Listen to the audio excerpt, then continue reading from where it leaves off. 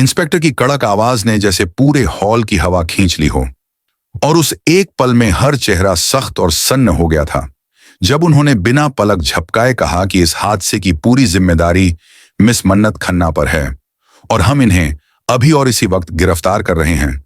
उस पल जैसे किसी ने वक्त को थाम लिया हो।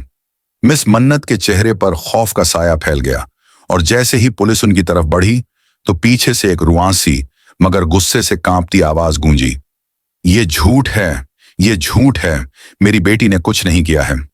वो मासूम बच्चों से प्यार करती है, उन्हें अपने हाथों से खाना खिलाना चाहती थी। उसकी ममता को आप जुर्म बना रहे हैं। इंस्पेक्टर साहब, आप समझ नहीं रहे, ये किसी की साजिश है। किसी ने जानबूझकर खाना बदला है। मगर इंस्पेक्टर बिना किसी नरमी के बोले कि अगर ये साजिश है तो कोर्ट में साबित कीजिए।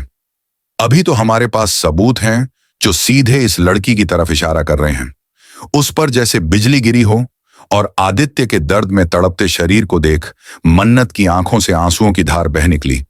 लेकिन पुलिस का दिल नहीं पिघला और जब उन्होंने हथकड़ी निकालकर मन्नत की ओर बढ़ाया तभी एक और आवाज गूंजी, रुकिए, आपके पास कोई वारंट है?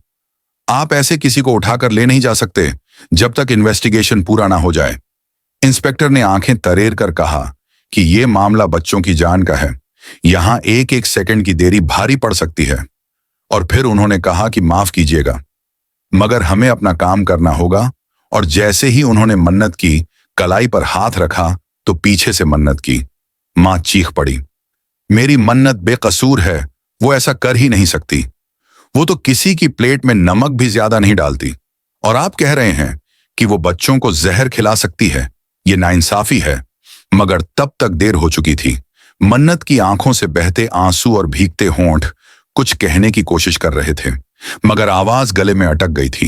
इंस्पेक्टर का हाथ उसके कंधे पर था और कैमरे की फ्लैश उसके चेहरे पर चमक रही थी, जैसे वो अब एक मुजरिम बन चुकी हो जिसकी सफाई कोई नहीं सुनना चाहता था और सारे रिश्ते एक पल में दूर खड़े तमाशा देख रहे थे।